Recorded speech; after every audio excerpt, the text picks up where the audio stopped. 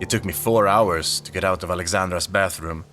By the time I had finally managed enough strength to get out, Alexandra had removed my mother's head and assured me that she was in a better place. The usual crap that gets said to you when a loved one dies.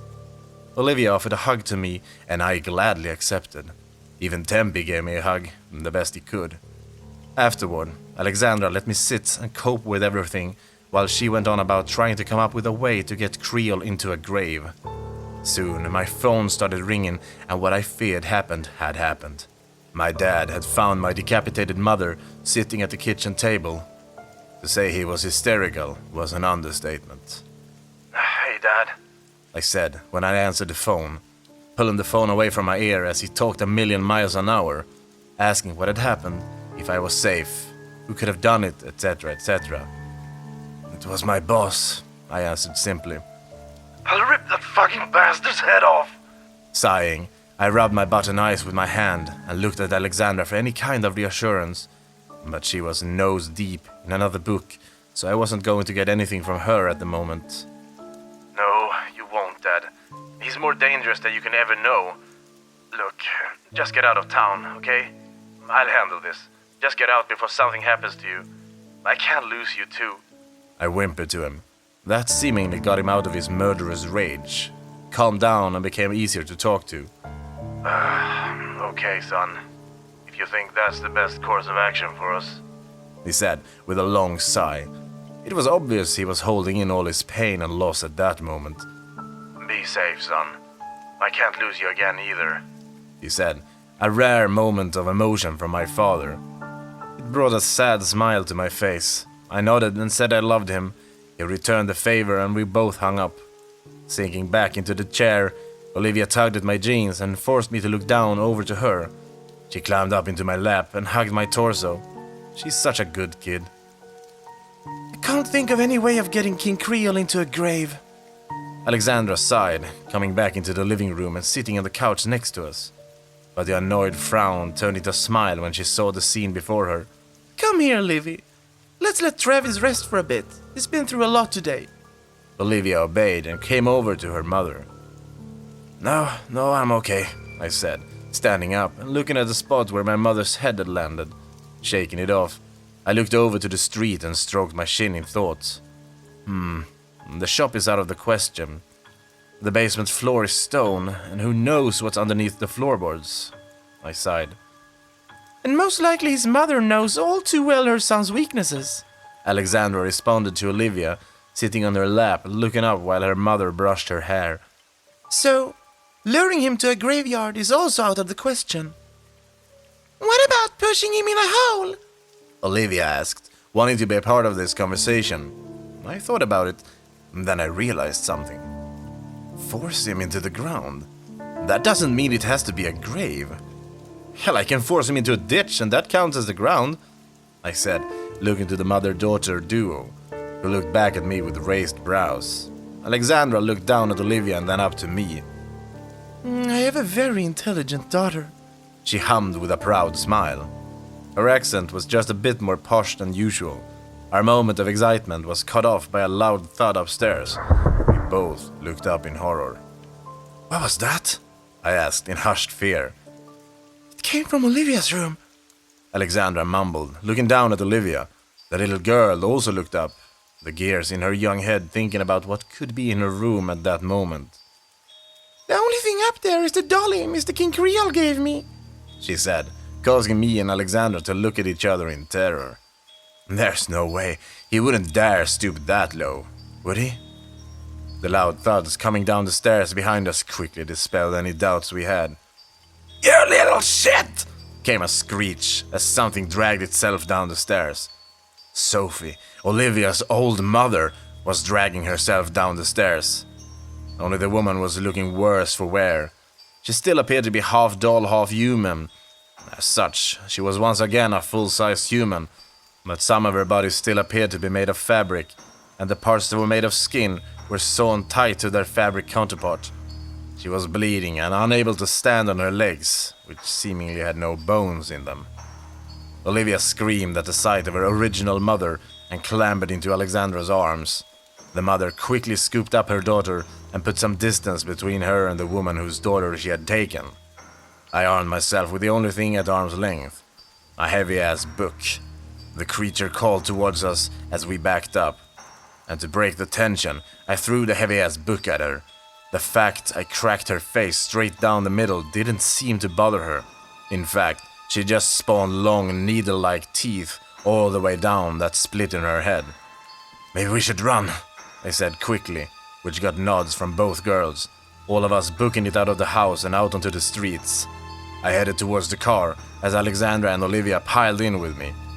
Do you know how to drive this automobile? Alexandra asked me in a panic as I buckled myself in. I looked at her and nodded. Yeah, I took 1 semester of driver's ed. Just because I didn't finish it doesn't mean I don't know how to drive. Throwing it in reverse, I smashed into their mailbox. But after that, I managed to get onto the streets and gun it. It might have been bumpy anytime I tried to brake, but it wasn't too bad if I do say so myself. "Alright, well, now where do we go?" I asked the pair, keeping my eyes on the road and praying no cop tried to pull me over. Although, by my looks, I'm sure that they'd probably let me go. I do look like the guy they work for after all. Perhaps your house? You don't have any kind of voodoo in there, do you? Alexandra asked me as she stroked Olivia's head. The little girl was curled up, her head resting in her mother's head.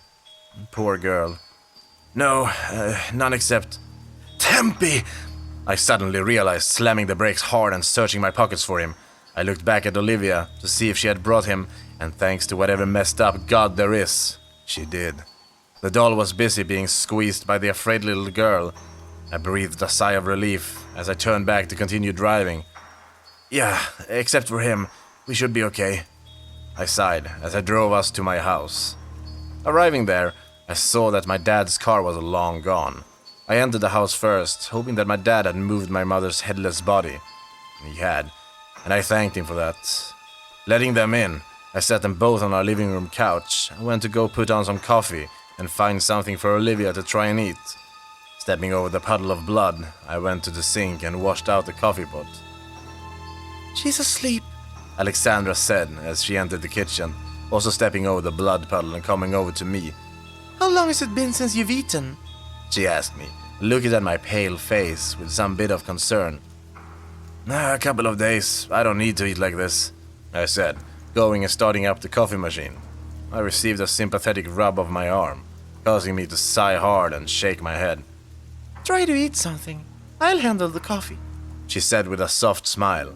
I responded with a defeated nod and made my way over to the cabinets. Opening them, I was instantly greeted by a familiar smiling face. "Travis, my boy, you wouldn't believe how long I've been waiting for you," he chuckled, reaching his foot out and kicking me in the face, sending me crashing against Alexandra and landing flat on my ass. He easily hopped out of my cabinets and straightened himself up nice and good. I backed up away from him as he approached me and Alexandra. "You were waiting here for my dad, weren't you?" I shouted, standing up and grabbing the first thing in arm's reach, which turned out to be the coffee pot. Swinging it around, I managed to smash it over his head, sending him back a bit and soon enough causing him to lean against the wall, covering his head as his hat fell off from his messy black hair. "Maybe I was, maybe I wasn't. The important thing is that I have you and this traitor in the same place at the same time," he chuckled, reaching down and picking up his hat, dusting it off with some dramatic flair. He placed it back on his head with a chuckle. "Don't worry about Olivia either. Mama always was a good babysitter," he said with a smile, the stitches on his mouth nice and tight as he did so. Alexandra grew pale as she looked out of the kitchen and towards the couch where she had left Olivia to sleep, but Creel stepped between us and the living room. His cane tapped on the floor with malice as he began closing the distance between him and us. I looked to Alexandra, who was shaking in fear. Looking back at my former boss, I swallowed some of my fear and placed myself in front of her and Creel. "Fuck you, Charles!" I sneered, grabbing him by the collar and slamming him into the wall. My act of bravado was quickly subdued once I was hit in the head again by a hard object, sending me slumping against the Voodoo King. He caught me easily and chuckled, patting my head with his gloved hands. "Thank you, Alexandra. I always knew you were a good girl." I cocked my head back in horror as he said those words. Alexandra stood with a pot in her hands.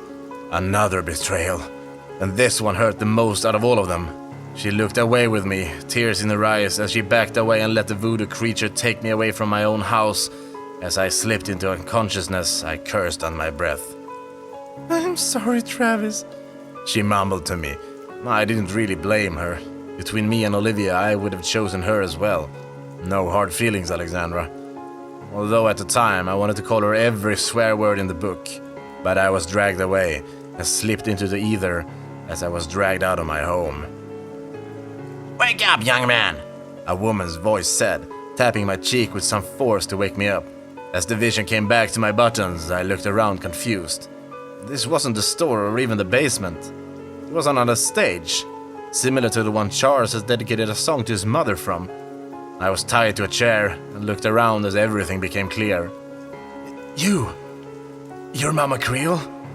I asked with a raised brow as I struggled against the ropes keeping me bound. She smiled at me and nodded, pulling a chair out and sitting down in front of me. Seeing her in good light and right in front of her, she was certainly looking good for her age, especially since the last I saw of her, she was a rotting corpse. Her skin was tan like caramel and she had big black locks. Charles certainly has a liking for you.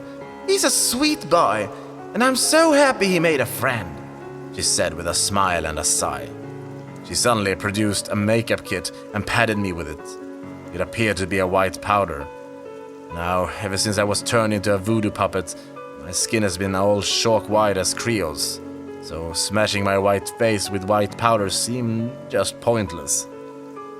Some friend is to me, I mumbled under the constant smashings of the pad. She stopped and suddenly shoved a knife blade at my face, lowering the blade and plucking at the stitches around my throat.